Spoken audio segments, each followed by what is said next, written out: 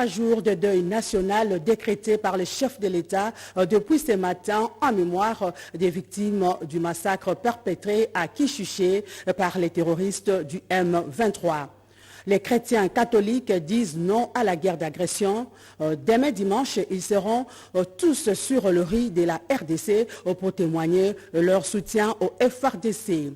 Chiffré à plus de 15 milliards de dollars américains, le projet de loi des finances exercice 2023 vient d'être adopté à l'Assemblée nationale. Mesdames et messieurs, bonsoir. Merci de nous rejoindre. Le chef de l'État, Félix-Antoine Tshisekedi, a tenu à matérialiser sa vision pour une administration publique efficace. C'est fait. Il vient de clôturer l'année académique des lauréats fraîchement sortis de l'École nationale d'administration dans le cadre du rajeunissement de l'administration publique. Reportage Jean-Pierre Kibambe-Somo Issa.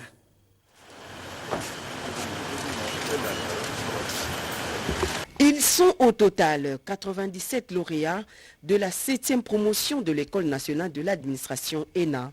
Ces jeunes cadres de l'administration publique, dont l'âge varie entre 25 et 35 ans, ont reçu une formation pratique de haut niveau, une remise à niveau qui vient matérialiser la mise en œuvre de la réforme de l'administration publique suivant la vision du chef de l'État Félix-Antoine Tshisekedi Tshilombo qui tient à relever le niveau des cadres et agents de l'administration publique à la hauteur de ce pays continent.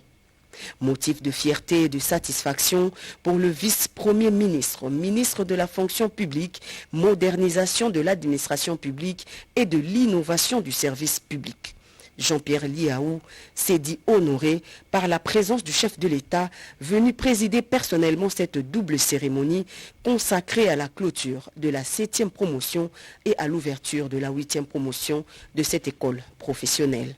Lors de notre avènement à la tête du ministère de la fonction publique, vous nous aviez fixé un cap et des assignations précises.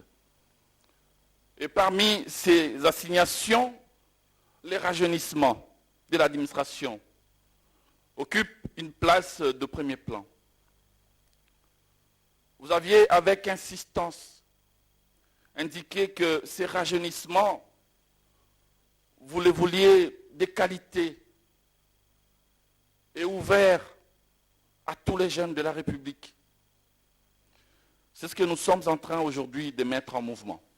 Dans cette mission, Excellence, l'architecte, c'est vous. Le Premier ministre en est l'ingénieur. Le président des chambres et les parlementaires surveillent. Moi, à l'instar d'autres membres du gouvernement, je ne suis qu'un maçon, dévoué et déterminé à matérialiser les plans conçus par l'architecte en chef. 125 des 600 étudiants déjà formés par l'ENA ont été affectés dans les différents services de l'administration publique.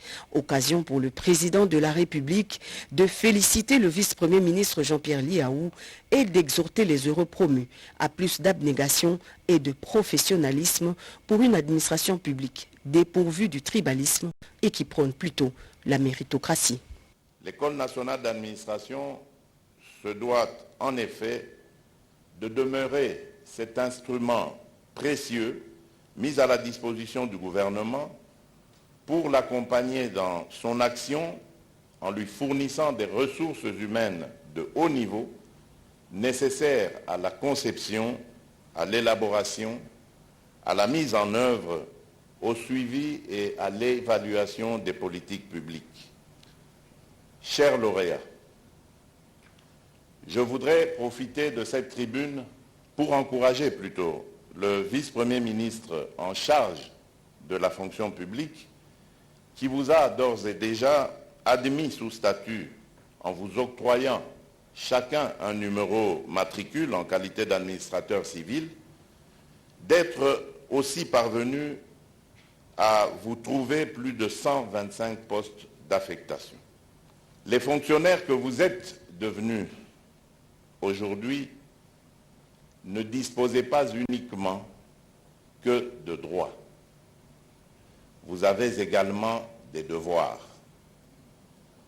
Je voudrais ici faire appel à votre sens élevé de responsabilité en sachant que les droits et avantages qui vous sont accordés impliquent en contrepartie l'obligation d'honorer votre engagement qui est celui de servir l'État avec intégrité, compétence et patriotisme.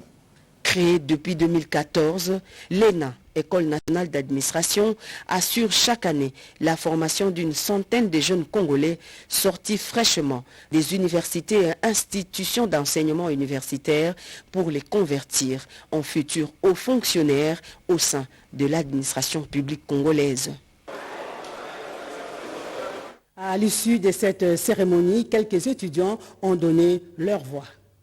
Ce qu'il faut savoir, c'est que la formation à l'ENA est une formation andragogique, c'est-à-dire que nous sommes plus axés vers la pratique. Il y a plusieurs praticiens, il y a des secrétaires généraux, il y a des ministres d'ailleurs honoraires et en fonction qui viennent pour prester, partager leurs connaissances entre nous et tout ce qu'ils ont eu à drainer durant leur carrière. Alors ça nous permet, au-delà de ce que nous avons acquis pendant notre cursus académique, d'avoir une touche des professionnels pour que lorsque nous serons injectés au sein de l'administration, que nous ne puissions pas trop avoir des problèmes d'intégration. Quelques b.a.-ba de l'administration, quelques notions de management, quelques notions de politique publique, ça nous permet en tout cas d'être outillés suffisamment pour accomplir les tâches qui nous attendent pendant notre carrière professionnelle. Je tiens à remercier le chef de l'État pour cette marque de confiance qu'il a placée en la femme congolaise. Je tiens à cet effet en fait à encourager toutes les dames à faire comme nous, à venir servir l'État, puisque nous avons besoin de la femme congolaise, de la femme qui a conscience de la chose publique, la femme qui a besoin de valoriser ses pays. Et grâce au chef de l'État, nous, en tant que femmes aujourd'hui, nous avons l'honneur en fait de faire partie de ces 100 personnes. Ainsi, j'encourage toutes les dames à venir à postuler massivement à l'ENA pour qu'ensemble nous puissions relever notre pays. Sans leadership, les choses ne bougent pas. Il faut une bonne vision claire pour que les choses puissent bouger. Il faut se le dire, le président de la République, de son accession à la magistrature suprême, avait fixé une vision claire, redorer l'image de l'École nationale d'administration, redorer la qualité dans l'administration publique, afin de doter à notre pays, à l'entame de son mandat, après 5 ans, de doter à notre pays une administration efficace. Or, cette administration efficace passe par la formation qui est donc de l'apanage de l'École nationale d'administration. Nous ne pouvons qu'être satisfaits de la vision aujourd'hui qui porte le fruit, et sur l'échiquier mondial, l'échiquier international, on parle de l'École nationale d'administration comme étant le bastion de la formation de jeunes élites, et aujourd'hui nous sommes fiers à cause de la vision et du leadership du président de la République. Un communiqué officiel dans ce journal. Le ministre du Tourisme de la République démocratique du Congo, son Excellence Modero Simba, faisant suite aux résolutions du 79e Conseil des ministres présidé par le chef de l'État, Félix-Antoine Tshisekedi, en vidéoconférence le 2 décembre 2022, a décrété un deuil national de 3 jours à observer suite au massacre contre plus d'une centaine de compatriotes à Kishiche dans les territoires de Rutshuru. En mémoire de nos compatriotes, à partir du samedi 3 au lundi 5 décembre 2022, et en concertation avec le gouvernement provincial de Kinshasa, informe l'opinion nationale et internationale, députés et sénateurs, opérateurs étatiques et privés, invités et passionnés du tourisme, du report de la cérémonie officielle d'ouverture de la 2e édition de la semaine congolaise du tourisme 2022. Initialement prévue au lundi 5 décembre 2022, elle aura lieu le mercredi 7 décembre 2022 à 10h à Kinshasa, au site Aqua Splash. Toutes les activités prévues au programme sont maintenues et les invitations restent valables. Et ces reports traduisent la volonté de la République démocratique du Congo d'honorer la mémoire de ses filles et fils victimes de la barbarie des terroristes du 1-23 et des éléments de l'armée rwandaise, et de dénoncer ces drames tout haut qui est une preuve des atrocités de ces terroristes, de la violation des droits droits de l'homme et présenté ses condoléances le plus attristées aux familles éprouvées. Un communiqué signé Jean Kibongo Ndombasi, directeur des cabinets adjoints. Un autre communiqué officiel suite au massacre et autres actes de barbarie perpétrés par les M23 et les éléments de l'armée rwandaise à Kishishe, le territoire des Rutshuru dans la province du Nord Kivu. Le gouvernement venait de décréter 3 jours de deuil national lors de la dernière réunion du Conseil des ministres du 2 décembre 2022. Au nom de la solidarité nationale, les ministres de l'Emploi, Travail et Prévoyance sociale présentent ses condoléances aux familles éprouvées et invitent les employeurs et les travailleurs à compatir avec nos populations de l'Est dans le travail et la méditation durant l'observance du deuil national qui court du samedi 3 au lundi 5 décembre 2022. Signé Claudine Ndoussi Nkembe. Je disais tantôt, le chef de l'État, Félix Antoine Tshisekedi, vient de décréter le deuil national de 3 jours depuis ce matin en mémoire des victimes du massacre perpétré à Kishishe par les terroristes du M23. Voici un extrait de ces messages du Conseil des ministres avec le porte-parole du gouvernement, Patrick Mouyaya. La République, chef de l'État, a dénoncé dans les termes les plus fermes le massacre contre plus d'une centaine de compatriotes à Kishishe dans le territoire de Rutshuru, victimes de la barbarie des terroristes du M23 et des éléments de l'armée rwandaise. Ces drames est une preuve supplémentaire des atrocités de ces terroristes qui excellaient déjà dans la violation des droits de l'homme et dans la commission de crimes de différents genres. En leur mémoire, le président de la République a chargé le gouvernement de décréter 3 jours de deuil national à observer à partir de ce samedi 3 décembre 2022. Les drapeaux seront mis en berne sur tous les territoires nationaux durant cette période.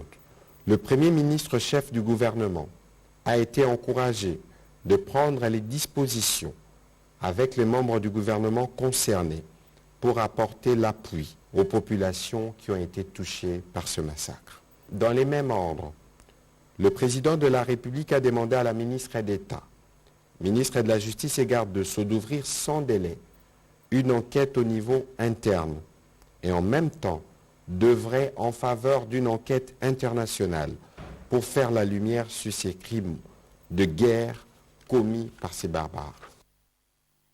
Après l'appel de mobilisation générale et intégration de jeunes dans l'armée, le vice-président de l'Assemblée nationale soutient et appuie cette décision. Nous soutenons notre armée et d'ailleurs c'est toute une nation debout. Il a demandé d'abord l'union de la nation contre la balkanisation. Vous avez vu tout le monde. L'opposition a répondu. La société civile a répondu. Tout le monde à l'unisson. Tout le monde à l'unisson. Oui. Parce que nous n'avons que ce pays. Le dimanche, l'Église catholique va répondre. Et nous tous, nous allons répondre. Parce que vous évoquez Mais déjà... on ne va pas s'arrêter là. Allez-y. On ne va pas s'arrêter aux manifestations. Sur le plan des fêtes, nous nous organisons. Le président Félix Tshisekedi, c'est un homme heureux. C'est un président légitime. À ceux qui pouvaient vous dire non, il n'est pas... Ça, ce n'est qu'une simple démonstration. C'est un président légitime lorsqu'il appelle son peuple à la mobilisation. Lorsqu'il se prononce, ce n'est pas le chef d'un parti. Il représente la nation. C'est le garant de la nation. Et en d'autres termes, on disait c'est le père de la nation. Et quand il lance un appel, tout le monde a répondu. L'opposition a répondu. Et maintenant, la société civile a répondu. Dimanche, l'Église catholique répondra. Et nous serons dans la rue avec eux. Donc, nous allons répondre. C'est un président légitime du peuple congolais et qui a lancé un appel. Et je dois dire aussi que c'est un homme heureux. Parce que sous ce régime de Félix Tshisekedi, je l'ai dit, on mettra fin à l'aventure de Paul Kagame. Peut-être vous ne voulez pas me croire. Oui, mais parce que je voudrais vous dire que... Le problème, c'est que c'est à quand cette... On mettra fin, on a hérité de la situation. Ça fait le mal était profond. Plus de 20 ans. On a hérité de la situation. Nous avons un président qui est des nôtres qui ont compris la situation. D'ailleurs, aujourd'hui, c'est le deuil national. Dans le passé, combien de deuils nationaux ont été organisés dans des situations pareilles? Vous êtes journaliste, vous connaissez un peu ce qui s'est passé. C'est pour vous dire que nous sommes totalement en harmonie, en accord avec notre peuple. Nous partageons les souffrances de notre peuple. Donc nous mettrons fin à l'aventure de Paul Kagame et à ces marionnettes du M23. Je voudrais inviter notre population à répondre, à se joindre aux catholiques de demain dimanche pour manifester notre ras-le-bol, pour que le monde entier, pour que la fameuse communauté internationale comprenne notre ras-le-bol. Nous en avons marre de votre soutien au Rwanda. Nous en avons marre de votre soutien au régime de Paul Kagame, un État voyou que vous soutenez, un régime policier que vous soutenez. Messieurs de la communauté internationale, vous qui êtes même chez nous, accrédités chez nous, dites à ceux qui vous ont envoyé, nous en avons marre. Ce peuple en a marre. Donc demain dimanche, nous serons avec l'Église catholique. Vous y serez? Moi-même, je serai là. Le secrétaire général de l'UDPS vient de dénoncer l'agression rwandaise au cours du 26e congrès de l'Internationale socialiste du monde qui s'est tenu en Espagne. A accueilli du 25 au 27 novembre le 26e congrès de tous les partis membres de l'Internationale socialiste. Pendant 3 jours, les chefs d'État et des partis socialistes ont abordé la question de la démocratie et de la paix. Sous la houlette du Premier ministre espagnol Pedro Sánchez, élu président de cette organisation, la voix de la RDC était portée par le secrétaire général de l'UDPS. Profitant de cette tribune, Augustin Kabouya a dénoncé l'agression de la RDC par l'armée rwandaise sous bannière du M23. Par cette invasion, l'armée rwandaise viole nos filles, femmes et pille nos ressources naturelles en l'indifférence totale de la communauté internationale, a-t-il poursuivi. La question que nous nous posons est celle de savoir par quel mécanisme les M23, un mouvement terroriste du reste sanctionné par l'ONU, se procure-t-il ces armes alors que mon pays, un État souverain, est soumis à un régime de restrictions. Un discours qui a provoqué la sympathie de l'assistance envers la République démocratique du Congo et une résolution condamnant les exactions rwandaises a été adoptée. Un autre temps fort de cette messe internationale était l'élection du numéro 1 de l'UDPS au poste du premier vice-président de l'Internationale socialiste Zone Afrique et la remise à l'UDPS les prix de solidarité pour son ancienneté dans cette organisation. À son retour à Kinshasa tard dans la nuit du vendredi 2 décembre, le secrétaire général du parti présidentiel a été surpris par la mobilisation des cadres et membres de son parti venus nombreux pour accueillir leur champion. De là, un cortège monstre va se diriger vers sa résidence où l'attendaient d'autres membres du parti. Oui, l'appel à la mobilisation et intégration des jeunes dans l'armée, des marches de soutien organisées dans la capitale, dans les Haut-Ouélé et à Maniema pour soutenir les FRDC, les tout dans ces condensés. La situation sécuritaire dans la partie est de la RDC, la fédération de l'UDPS Tchangou section Passa a organisé une marche de soutien aux FARDC au quartier Ngila dans la commune de Lantsele. À travers leur président sectionnaire Charles Chibangu, les membres de l'UDPS section Passa ont échangé avec les habitants de Terre Jaune en martelant sur l'appel à la solidarité et au soutien indéfectible à nos vaillants combattants au front ainsi qu'au chef de l'État. À leur point de chute, les membres de la fédération UDPS section Passa ont échangé avec la Ligue des femmes ainsi que plusieurs autres militants au collège Saint-Léon. Cette marche pacifique organisée par l'UDPS Kibassa pour soutenir les forces armées de la République coïncide également avec la sortie officielle de la fédération UDPS Kibassa dans la province du Maniema. La mobilisation est générale contre l'agression dont est victime la République démocratique du Congo dans sa partie est.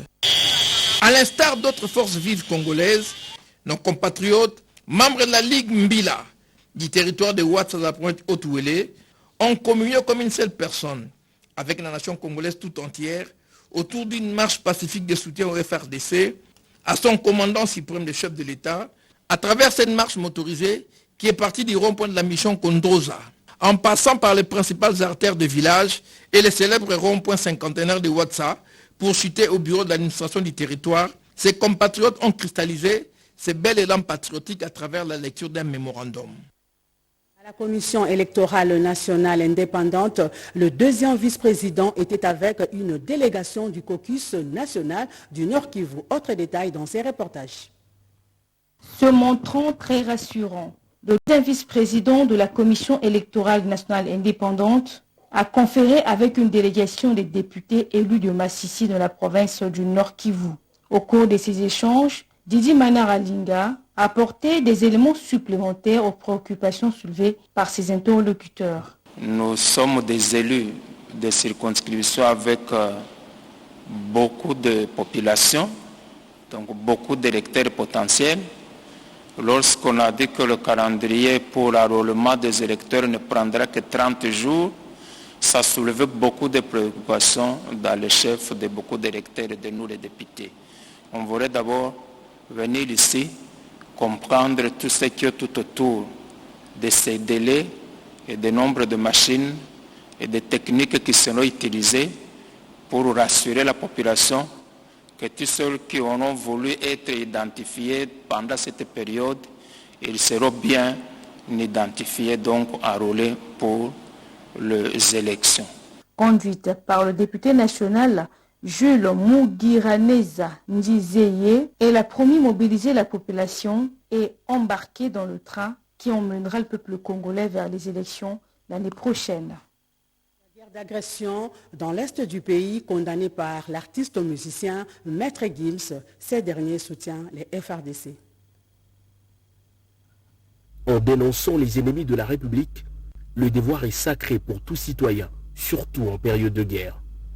À l'image du premier d'entre eux et président de la République, plusieurs Congolais usent de leur aura pour dénoncer l'agression dont est victime la République démocratique du Congo par le Rwanda voisin, en parlant, en marchant ou même en chantant, comme le célèbre rappeur Gims dans son nouvel album « Tous les moyens sont bons ».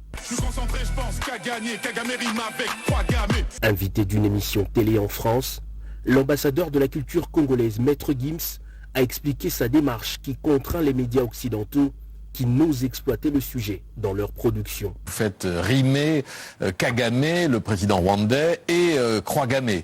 Oui, j'en parle, c'est assez brutal, c'est assez violent, mais j'ai trouvé que c'était la meilleure façon d'attirer l'attention sur ce qui se passe au Congo maintenant depuis 30 ans, notamment à l'Est, dans le Kivu.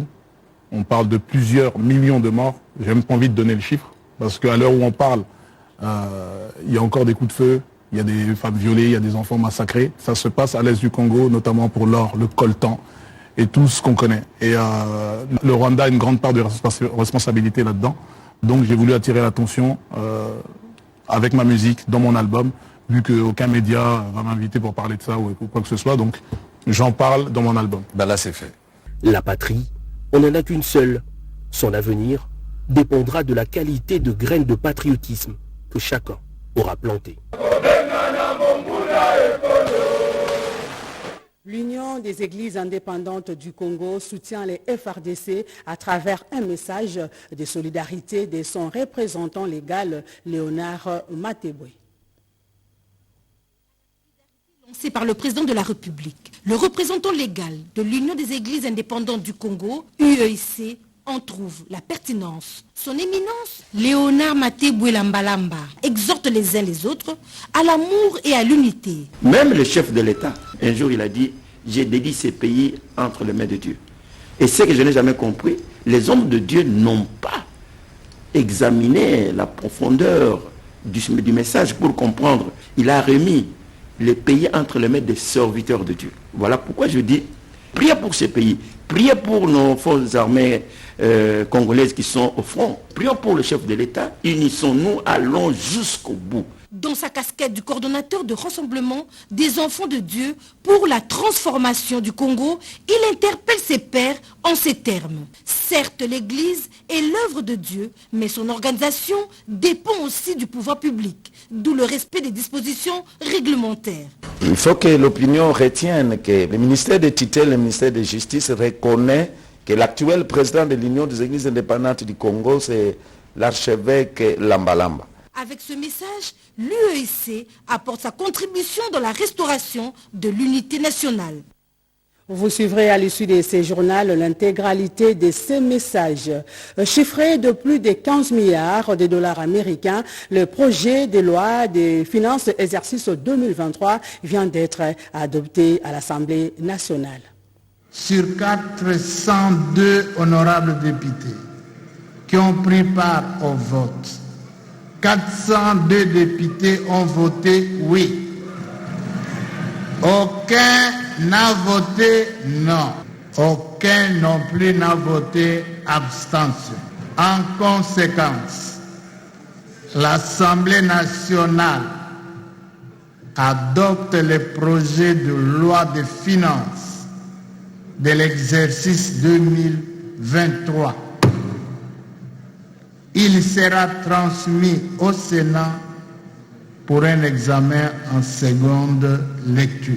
Le budget du pouvoir central pour l'exercice 2023 est présenté en équilibre en recettes et en dépenses à 32 milliards 034,7 millions de francs congolais, soit 15,3 millions de dollars américains, un accroissement de 44% par rapport à la loi des finances pour l'exercice 2022, chiffré à 22 milliards 253 millions de francs congolais, soit 10,7 millions de dollars. Les prévisions des dépenses de la dette extérieure en capital pour l'exercice 2023 s'élèvent à 997 000 milliards 427 millions 777 357 francs congolais. Un accroissement revu à la hausse de 15 milliards 8 millions de dollars américains constaté par la Commission économique financière contrôle budgétaire lors de leur rapport présenté à l'Assemblée plénière sous la conduite du speaker de la Chambre basse du Parlement, Christophe Mbosoko Diapwanga. Le comité de suivi, je cite la société civile, les services étatiques et du privé est allé solliciter l'implication du président du Sénat sur les recommandations formulées à l'issue de la table ronde sur la gouvernance minière en RDC. Sandra Nyangui pour les reportages. Les recommandations issues des tables rondes sur la gouvernance minière tenues en RDC, notamment dans les provinces du Nord Kivu, Sud Kivu, Ituri et Kinshasa, ne doivent pas rester lettres mortes. C'est dans cette logique qu'une forte délégation composée des membres de la société civile, de services étatiques et du secteur privé constituant le comité de suivi de ces assises a frappé à la porte du président du Sénat, Modeste Bahati Lukwebo. Cette délégation est venue solliciter l'implication du Sénat à travers son pouvoir de contrôle pour obtenir du gouvernement la mise en œuvre des résolutions de ces assises compilées à Kinshasa du 24 au 26 mai de l'année en cours. Le comité de suivi a mis à profit l'audience lui accordée par le speaker de la Chambre haute du Parlement pour lui remettre la note de plaidoyer contenant toutes les résolutions. Nous sommes venus présenter à l'honorable président du Sénat notre note de plaidoyer pour que le Sénat s'approprie les recommandations de cette table ronde, la lutte contre la fraude et la contrebande minière, le renforcement des capacités institutionnelles de l'administration des mines, la mise en place de conditions propices à la création ou à l'installation des chaînes de valeur locales et la formalisation de l'artisanat minier, quelques recommandations phares que je peux formuler. Après avoir prêté une oreille attentive à ses hôtes, Modeste Bahati Lukwebo les a rassurés que son institution exploitera ses notes de plaidoyer afin de voir quel rôle devrait jouer le Sénat en tant qu'organe législatif pour permettre au gouvernement de mettre en application ces recommandations qui sont d'une importance capitale pour la bonne gouvernance minière en République démocratique du Congo. Le Premier ministre Jean-Michel Sama Lukonde vient de clôturer cet après-midi la 6e édition d'Expo Béton au Palais du Peuple. Pati Tondwango nous en dit plus. Les salons de réflexion sur la construction et les infrastructures d'Expo Béton appartiennent désormais au passé. Le Premier ministre Jean-Michel Sama Lukonde King l'a clôturé ce samedi 3 décembre 2022 à la salle des spectacles du Palais du Peuple. Cette 6e édition, organisée pendant 4 jours, a permis aux sénateurs de la ville-province Kinshasa, organisateurs, de plaider pour la défiscalisation des matériaux de construction de béton. Ces plaidoyers et de plusieurs panels autour du thème principal, 5 piliers, pour bâtir Kinshasa à l'horizon 2036. C'était pour évaluer les voies et moyens des succès de ces projets. Ces forums ont connu quelques temps forts, notamment la remise des brevets aux étudiants de l'ISTA, de l'INBTP, de l'UNBTK, de l'ULK et de l'ISPTE et a concouru à cette fin utile d'architecture. Le lauréat a reçu son brevet des mains du Premier ministre et chef du gouvernement, Jean-Michel Samalukonde Kyenge. Le chef du gouvernement a loué à sa juste valeur cette volonté manifeste d'Expo Béton de booster les infrastructures de développement national. Selon lui, cette volonté rencontre la vision du chef de l'État, Félix-Antoine Tshisekedi Tshilombo, du développement à la base avec la croissance des routes d'intérêt local et la mise en œuvre des plans d'urbanisation. Telles sont les recommandations de cette 6e édition d'Expo Béton. Car notre préoccupation rencontre la vision du chef de l'État, inscrite dans l'urbanisation du pays et le développement à la base, tel d'ailleurs le programme de développement des 145 territoires. Je prends l'engagement de prendre en compte, à travers un cadre de concertation, ces parties, organisateurs de Kinshasa, Expo Béton et mon cabinet, les recommandations formulées dans les différents panels lors de vos échanges, afin de les traduire en projets concrets à mettre en œuvre dans la ville de Kinshasa. Le sénateur Jabamanissa Saïdi a remercié le chef de l'État, Félix-Antoine Tshisekedi Tshilombo, qui a patronné cette édition, et le Premier ministre Jean-Michel Samalukonde Kyenge qui s'est mis à l'œuvre. Si nous voulons réussir, nous devons aussi refaire notre administration de Kinshasa. Et nous devons avoir tous les Kinois qui ont les yeux braqués vers un même objectif en ce qui concerne tous les piliers qui ont été décrits. Et le soubassement de ces travaux ont été les travaux réalisés par les sénateurs, le caucus des sénateurs de Kinshasa, et le président du Sénat a bien voulu que nous puissions le faire avec eux. Le chef de l'État en a pris bonne note puisqu'il a participé, il a été très attentif, ainsi que le chef du gouvernement. Il a souhaité que les recommandations de ces assises soient prises en compte dans les actions du gouvernement. De la journée internationale de personnes vivant avec handicap, célébré aujourd'hui, un sommet international sur les droits des personnes vivant avec handicap se tient pour la première fois à Istanbul, en Turquie. Et la RDC est représentée par la ministre Irène Essambo. Eric Abamba pour les reportages. La Turquie accueille pour la première fois un sommet international sur les droits des personnes handicapées.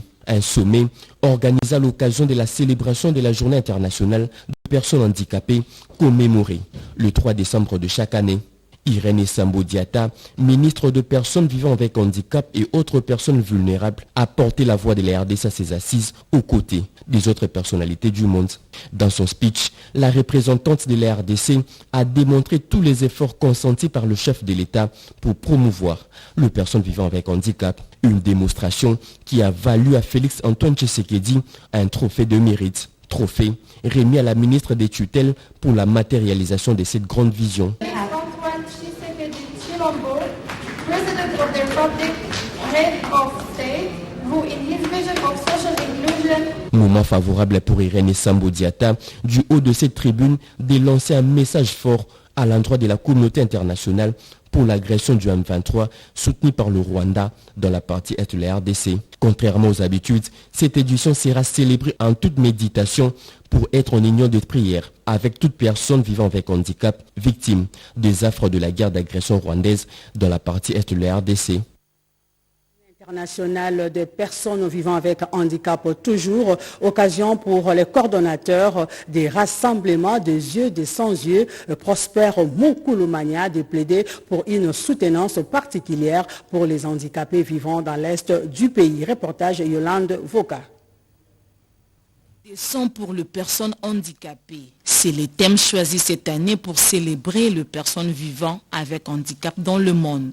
Que ce soit à Kinshasa ou à l'arrière-pays, aucune manifestation officielle liée à cette journée a été observée. Cela est dû à l'agression injuste dont est victime la République démocratique du Congo par le Rwanda, a souligné le coordonnateur du rassemblement Deux yeux, 200 yeux, Prosper Mukulumania Mbungenge, qui a tourné son regard en cette journée aux personnes vivant avec handicap se trouvant dans l'est de la République démocratique du Congo. Nous ne saurons pas fêter à Kinshasa, c'est comme ça que nous partageons cette douleur avec nos frères de l'Est. Un travail décent pour les personnes handicapées.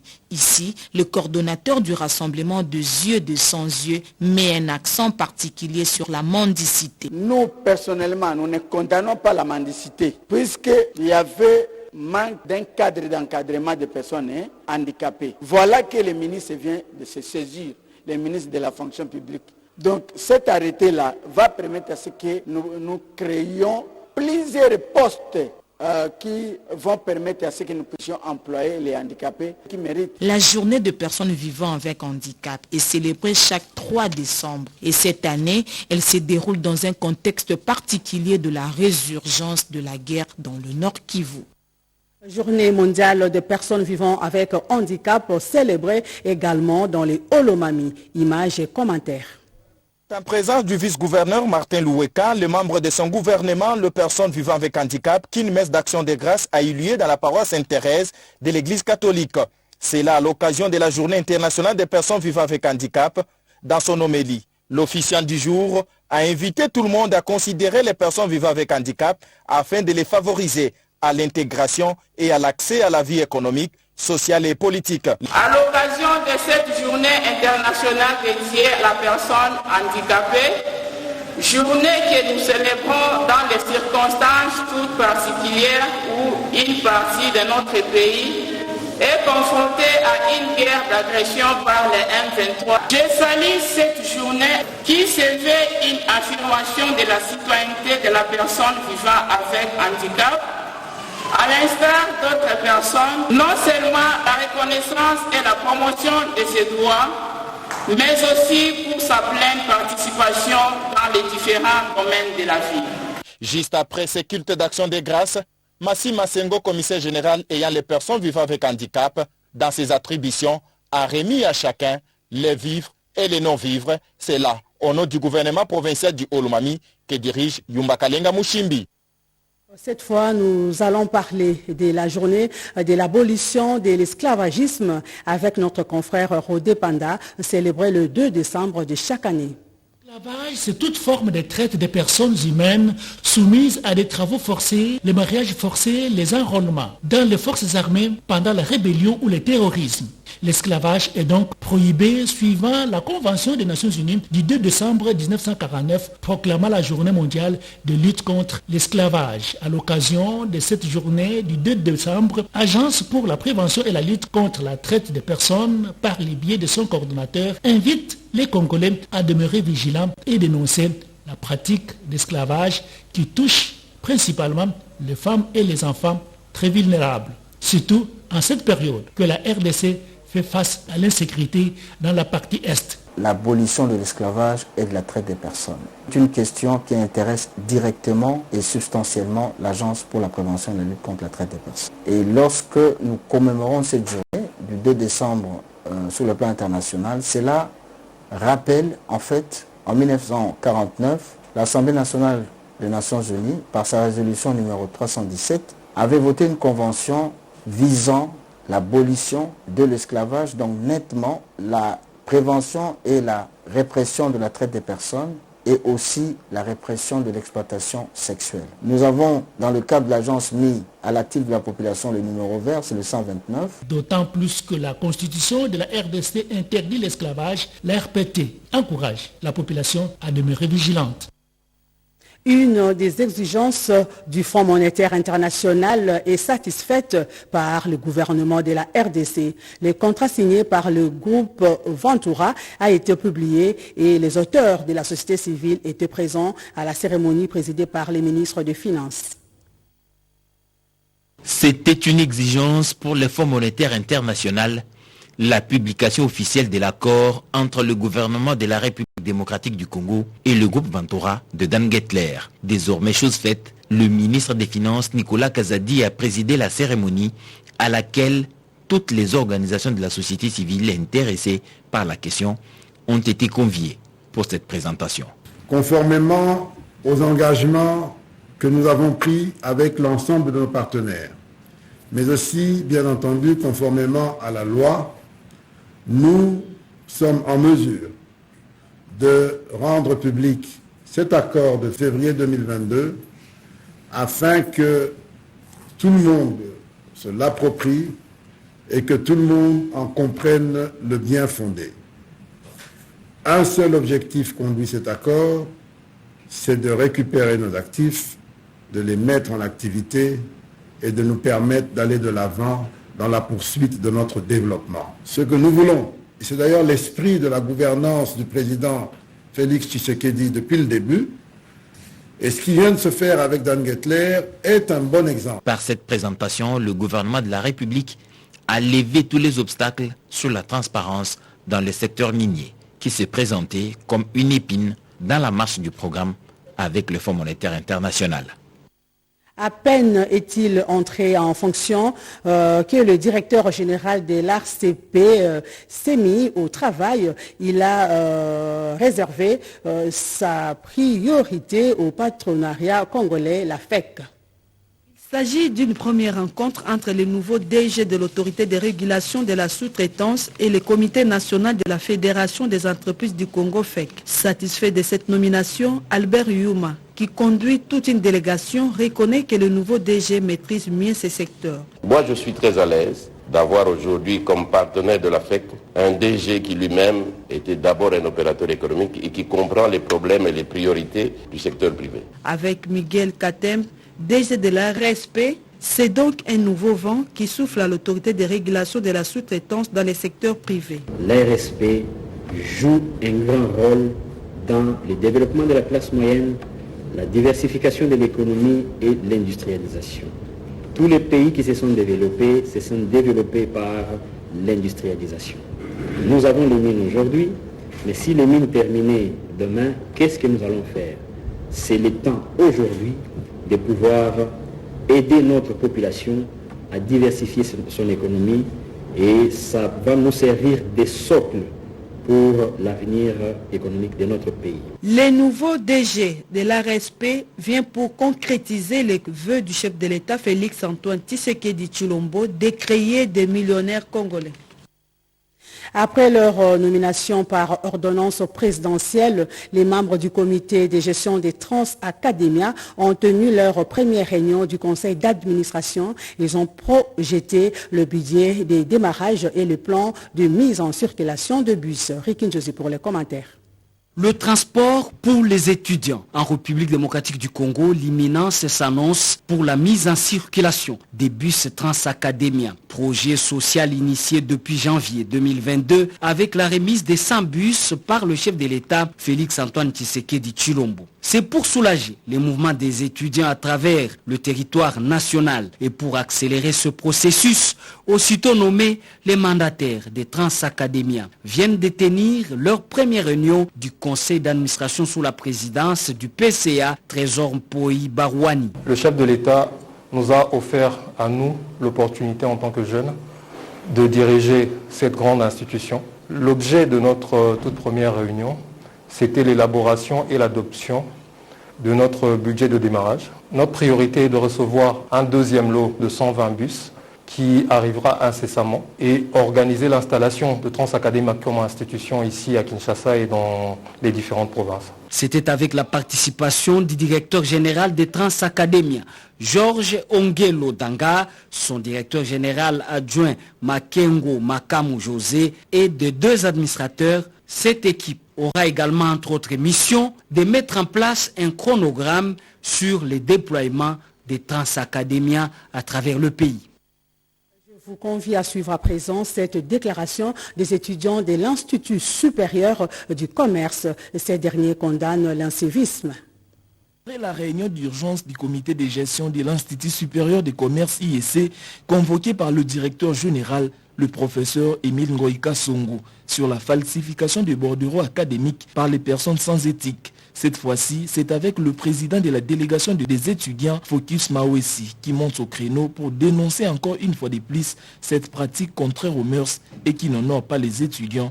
Et surtout, c'est de l'IEC. Un réseau de frappeurs, de faux bordereaux, ce qui fait perdre à l'IEC beaucoup de millions de francs congolais chaque année. Et salissons l'image de notre établissement, l'IEC Kinshasa. Mais nous voulons rassurer tout le monde que l'IEC n'est pas un endroit qui berge des malfrats, mais plutôt qui combat les actes des anti-valeurs dans toutes ses formes. Et profitons même occasion pour sensibiliser le camarade étudiant et étudiante à ne pas tomber dans le piège du renard, mais surtout à ne pas remettre l'argent entre les mains de qui que ce soit, que la voie légale reste la banque.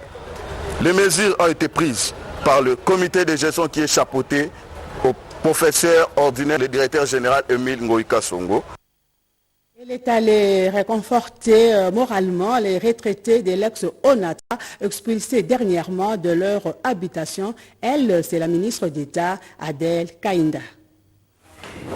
Ils ont des parents et des grands-parents qui ont donné le meilleur d'eux-mêmes pendant plusieurs années à la Société commerciale de transport et de port ex-ONATRA. De matelots, de capitaines, de mécaniciens et autres. L'entreprise leur avait donné de maisons à crédit pendant 10 ans. À la fin de l'échéance, ils ont reçu le contrat de cession en bonne et due forme. Plusieurs années plus tard, les dirigeants de l'entreprise ont voulu ravir leur demeure. Ils sont allés des cours en cours et des tribunaux en tribunaux. Et ils ont trouvé gain de cause, ont-ils affirmé. Grande a été la surprise de voir les nouveaux responsables de la SCTP accompagnés de services de sécurité venir les déguerpir. Ils dorment à la belle étoile malgré ces intempéries solaires. Ils sont allés voir la ministre d'État en charge du portefeuille pour plaider. Ayant une oreille attentive à ces doléances, la princesse Adèle Kainda Maïna a mis en place une commission qui devra statuer pour avoir une idée nette sur ce dossier. Clément Mouchengezi, DIRCAB au portefeuille, c'est l'invité de ce journal pour nous parler de la restructuration profonde des entreprises publiques menées par les Mineta Adèle Kainda.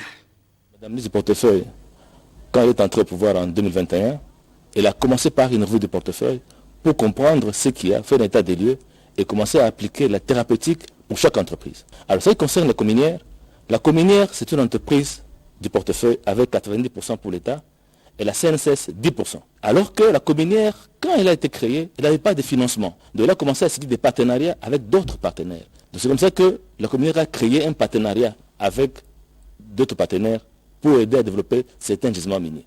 Et c'est le cas de AVZ. AVZ est entré dans le partenariat en 2017 avec 60%. Cominière 30% au départ, et avec Datomir 10%. 5 ans après, il n'y a toujours rien. Et c'est comme ça que, quand Madame la ministre d'État arrive au pouvoir en 2021, comme ça cette léthargie.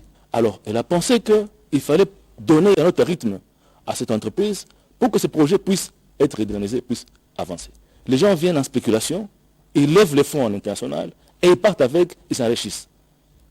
On parle d'une certaine évaluation des gisements. L'évaluation des gisements, ça signifie quoi? Nous, dans notre pays, on a une expertise pour évaluer les gisements. Qu'est-ce qui s'est passé en principe? Cominière fait entrer un autre partenaire dans ce partenariat-là qui est en léthargie. Ce partenaire-là, on lui offre 2 millions de dollars par action, par pourcentage d'action, pour entrer en partenariat. Alors que le partenaire qui était à l'intérieur, là, AVZ, avait offert 1 million de dollars. Alors l'État considère que non, avec l'Assemblée générale de la cominière, on dit 1 million par rapport à 2 millions, 2 millions c'est plus important. Alors les gens viennent raconter que le partenaire là, AVZ, a vendu 24% en bourse en Australie et a reçu 240 millions de dollars. C'est que pour eux, en termes de déduction, qui est fallacieuse, déduction en disant, voilà, donc au lieu de 2 millions, on aurait vendu, il fallait qu'on vende à 10 millions de dollars. On dit, mais 10 millions de dollars, qui a évalué ces actions à 10 millions? Parce qu'en principe, dans le gisement minier, l'évaluation, nous, on a fait pour évaluer ces gisements-là. Et AVZ, dans les vents, les fonds, ce n'est pas l'argent qu'il reçoit dans sa poche, c'est l'argent qu'il reçoit pour son propre intérêt. Les 240 millions ne vont pas venir ici pour développer notre mine. C'est pour que AVZ puisse payer les frais qu'il a exposés dans la fameuse exploration. Jusqu'aujourd'hui, on veut lever 600 millions de dollars par rapport à 500 millions, 240 millions de dollars dont on parle en disant que non, il a vendu 24% des intérêts dans ce pays. Cette opération ne s'est pas passée ici. Sinon, les impôts allaient frapper cet argent. Et nous demandons qu'aujourd'hui, nous devons exiger que cet argent-là, qui est élevé, qu'on puisse donner un ultimatum à ces gens-là, pour que ces argent puissent se servir de développement de cette mine. En principe, aujourd'hui, le lithium est à $80 la tonne, alors qu'il était il y a une année à $8 000. Il faut s'imaginer quelle perte pour nous. Et il n'y a aucun détournement qui a été fait au niveau du ministère des portefeuilles. C'est ça, Madame l'État, Adèle Kaïnda Maïna, c'est une femme intègre, une femme de valeur. Elle ne peut pas, elle n'a aucune... Et de même, vous vous rendez compte que les gens peuvent venir proposer de l'argent, elle n'acceptera jamais, elle va vous chasser. Par rapport à sa conviction, par rapport à sa dignité, elle est une femme digne, femme de valeur, et elle est intransigeante. C'est la méchanceté des gens qui voient que leurs intérêts sont en danger par rapport à ça. Parce que pour nous, nous ne voulons pas des spéculateurs dans notre pays. Il faut des gens qui viennent pour développer nos mines. Parce que comme ça, ils vont répondre à la vision du chef de l'État qui veut qu'on puisse créer des chaînes de valeur dans le pays. Dans le cadre du contrôle parlementaire, une délégation de députés nationaux se sont rendus à l'usine des traitements et captage d'eau potable de l'Ozone. Marie Kalong pour les reportages. Les travaux de construction de la première phase de l'usine de captage et traitement d'eau potable de Ozone sont déjà à l'étape de finalisation pour sa mise en service. Cette usine qui va desservir en eau potable les populations de la zone ouest de Kinshasa procède déjà aux essais. Le ministre des Ressources hydrauliques et électricité, à la tête d'une forte délégation des députés nationaux et du comité de gestion de la régie des eaux SA, a effectué une descente sur le lieu, question de s'en rendre compte. Nous avons déjà débuté les essais sur une des pompes au niveau du captage. La station de captage est fin prête et ici au niveau du traitement, ils sont en train de remplir les filtres avec la masse filtrante. Dans quelques semaines, les essais vont se poursuivre et nous pourrons commencer à refouler dans le réseau pour nous assurer qu'il n'y a pas de fuite au réseau. Les autres usines de traitement d'eau telles que celle de Ngaliema seront ainsi déchargées pour desservir la partie centrale de Kinshasa, a précisé le ministre Mwende. Les députés nationaux, membres de la commission aménagement du territoire, infrastructure et antique, se sont dit satisfaits du travail abattu. Le patron de l'énergie, Olivier Mwende Mukaleng, ne ménage aucun effort pour l'aboutissement des travaux de construction de cette usine de traitement d'eau potable de Ozone avec une capacité maximale de 330 000 m3 jour. Une façon de concrétiser la vision du chef de l'État Félix-Antoine Tshisekedi Tshilombo, celle d'améliorer le social de la population.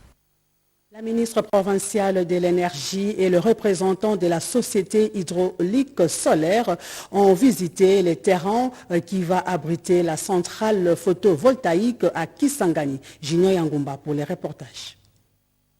La rencontre avec la délégation de la société énergie hydraulique solaire fait suite aux discussions que la gouverneure de province, Madeleine Nikomba, a eues avec le directeur général de cette société à Kinshasa il y a quelques mois. La société énergie hydraulique solaire est dans les démarches d'exécuter un projet de construction d'une centrale photovoltaïque à Kisangani, affirme son directeur général Raymond Delongangue. Puisque nous venons de réaliser un petit projet de 1,5 MW à Obakongo à Loufou qui l'a intéressé.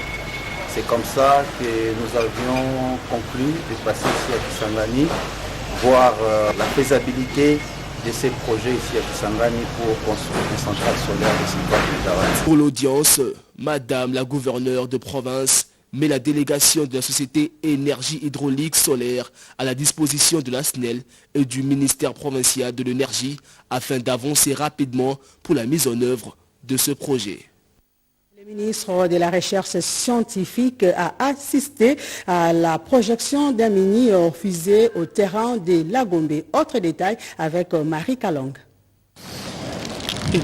Regardez, ce mini-fusée lancé au terrain de la commune de Lagombe est une invention du génie congolais. Francis Kalonji, c'est son concepteur. Diplômé d'État en mécanique générale, âgé de 23 ans, il a présenté sa création au ministre de la Recherche scientifique et Innovation technologique, José Mpanda Kabangu, qui était accompagné du vice-ministre de Transport. J'ai fabriqué cette fusée qui fonctionne à base de l'eau et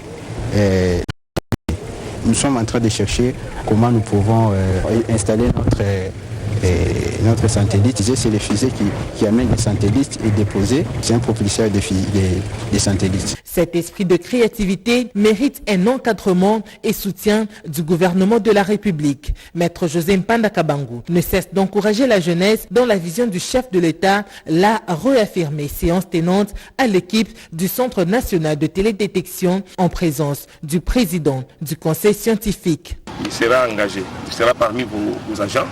Comme ça, vous allez pouvoir encadrer l'idée pour donner ça à un corps scientifique. Donc, il faut aller voir les DG de CNT, Centre national de télédétection.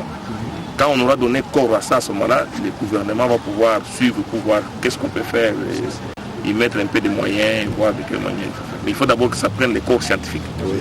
L'idée est donnée, mais maintenant il faut donner ça aux scientifiques. Nous devons encourager la jeunesse. Le patron de la recherche scientifique a promis l'instauration du prix d'innovation pour encourager les jeunes chercheurs à l'inventivité et à plus d'innovation. Ce journal avec cette clôture de la table ronde des médecins ophtalmologues de la RDC. On fait le point avec Anastasie Doumbou. C'est le vendredi 2 décembre 2022 que la mission de la Banque africaine de développement a échangé avec la ministre de la formation professionnelle et métiers. Dans le cadre du projet de transformation de l'agriculture, les échanges ont porté essentiellement sur la formation des masses des jeunes en particulier aux métiers ayant un lien avec l'agriculture dans toutes les filières porteuses. Ce qui implique la construction des centres de formation que la ministre entend construire dans tous les 145 territoires du pays en vue de matérialiser la vision du chef de l'État, Félix-Antoine Tshisekedi, qui a mis un accent particulier sur l'agriculture et la transformation locale des produits agricoles. Pour la ministre, la mission de la Banque africaine de développement est venue au bon moment alors que son ministère a déjà préparé des projets bancables sur la formation au métier et la transformation agricole nécessaire pour créer la richesse parmi les jeunes. Les montants que la BAD nous a communiqués, qu'ils veulent mettre à la disposition de ces projets ici, est énorme. Donc, et ils sont vraiment prêts à nous accompagner. C'est à nous maintenant de mettre tout ce qui est paperasse pour que la banque puisse nous accompagner. En mission de dialogue de haut niveau sur la transformation de l'agriculture congolaise, la délégation de la Banque africaine de développement poursuit ses contacts avec les officiels et les secteurs privés congolais. Après avoir fait la ronde des ministères sectoriels, c'était le tour de la Fédération des entreprises du Congo FEC. Le patronat congolais a expliqué clairement le rôle que peut jouer le secteur privé pour inciter les opérateurs économiques à s'impliquer dans la transformation de l'agriculture, créant ainsi des conditions favorables pour opérer le changement dans le secteur privé. Merci de nous avoir suivis. Un journal de Jojo Ndibou réalisé par Monique Mavungu et Tasha Machini. 7 heures, retrouvez Mireille Ndeke. Merci à toute l'équipe. Au revoir.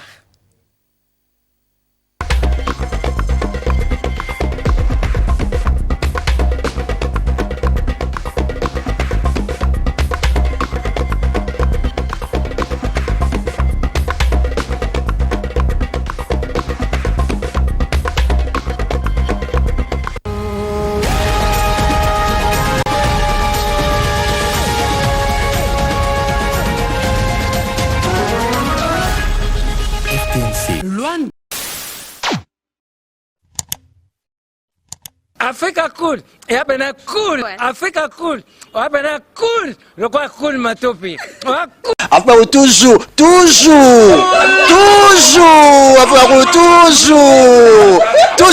enfin, c'est bon. Et ça chaîne est bien, et puis vous êtes très rapide. Et ça très rapide, et ça chaîne moko, bah quoi ça a bien confiance. En tout cas, nazo senga na bato oyo nanu ba souscrire te bazwa. Donc, eza vraiment neti oyo balobaka ke boka lelo, lamba lelo, lia lelo. Vous voulez le Congo pour que le Congo devienne cool, pour suivre les cool analyses, alors revenez et abonnez-vous massivement. Bobozana Moana. Massivement. Africa Cool, c'est la destination de prédilection pour une communication optimale. Africa Cool Télévision est une chaîne qui est en train de réunir toutes les tendances. Donc les chrétiens s'y retrouvent, les païens s'y retrouvent, les politiciens s'y retrouvent, les femmes ménagères s'y retrouvent. Donc eza eloro na biso to sepela ranango yango chaque fois son aye na Kinshasa, il faut namona Africa Cool. Et au monde ba chaîne eza impartial. Le rôle babino vous méritez le soutien de la population ainsi que des institutions compétentes. Placer un petit mot par rapport à la récompense Oyo. Je félicite très sincèrement Africa Cool. Voilà. Je n'avais pas opéré le mauvais choix. Voilà. J'avais recommandé, je me rappelle que je disais que c'était une destination de prédilection pour une communication optimale d'excellence. Nazanga Mogote Tala, YouTube Yemoko, à reconnaître que Naponaki Mabete. Au moins, il y a choix to salaka, ba réflexion to salaka. Tikalaka abonné à Africa Cool. Comme ça, tu partages. Bravo Africa Cool. Merci beaucoup. Bravo Bino. Mutubo s'abonner parce que trophée Ezali à Bino, Ezali partagé. Voilà. Moi, je me sens aussi copropriétaire. Il y a un prix Oyo. Voilà. Bravo Africa Cool. Merci beaucoup.